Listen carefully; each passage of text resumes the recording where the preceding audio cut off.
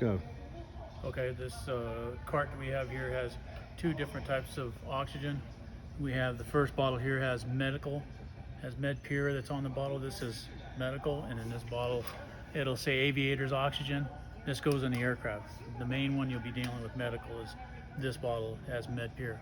That'll be in your small D bottles, and in the aircraft bed will take this oxygen.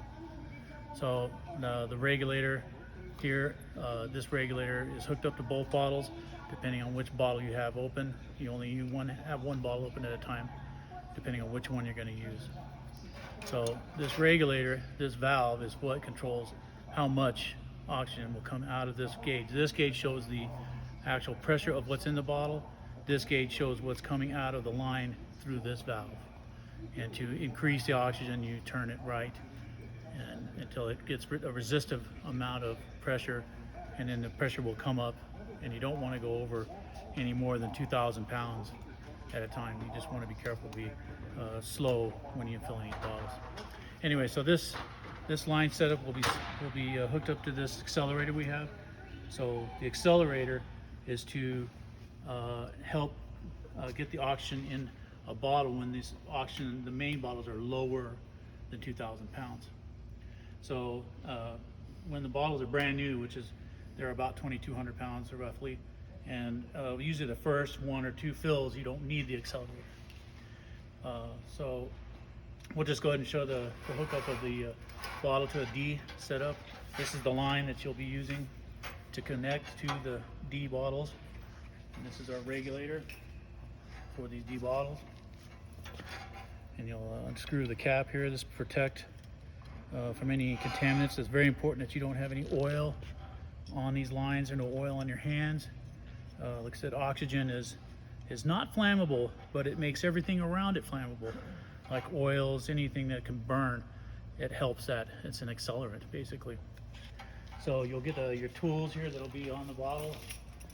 There'll be two 7/16 wrenches. And you'll tighten this regulator, and you just need to snug it. You don't have to power wrench it or anything like that. It's just brass. It'll actually strip out if you're not careful. So to hook up on the bottle, I think we'll use this one here. So the bottle this regulator connects up to the bottle like so.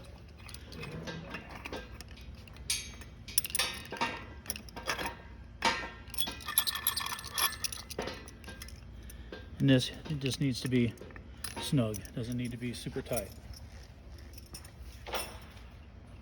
Now, one thing you want to make sure this valve is closed, which it is. And on the gauge, there should be no pressure at all. Now, when we get ready to fill, we want to check our valves here. So this valve here is actually the valve that controls the flow into the accelerator. We want to go ahead and open this up. And this valve is a purge valve. This is to relieve the pressure after you get done. We want to make sure that's closed. So you turn it right to close it, left open. Make sure it's closed. So now we're just about ready. So now we want to use the medical oxygen, which is this bottle here. We want to open this bottle slowly. You don't have to open it really fast. And you'll see the pressure come up on the gauge. This tells you what pressure is in the bottle. So typically when this bottle gets down to lower than 500 psi, the accelerometer will take quite a long time to fill a bottle. So usually when you get to 200 or 300 pounds, you're going to have to change the bottle to start a new session. So anyway, you should be zero here. So now we'll go ahead and we'll open this valve on the D bottle. Same thing, you just want to open it slowly. Doesn't have to be a half turn, quarter turn is plenty. Now we're ready to fill. So now we're going to take the regulator, we're going to screw it in right, and the pressure will start to come up on this gauge. You'll see it.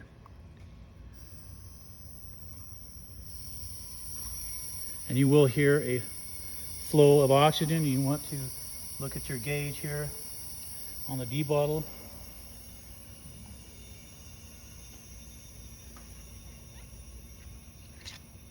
And like I said, you don't want to fill it too fast because there's a lot of friction that's going on in these bottles when you're filling it too fast. heat is not good for the bottle over time. But like I said, take your time. There's no real hurry to fill these things. So you just keep adding oxygen slowly, and keep monitoring your gauge on your D bottle. And I think we want to go no more than 1,800 pounds.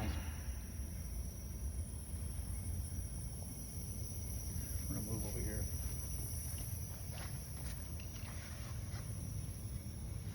So we're about 1,200 now.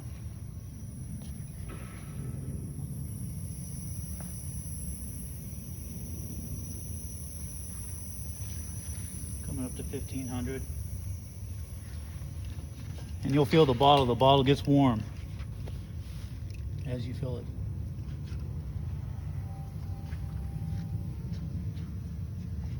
We'll add just a little bit more.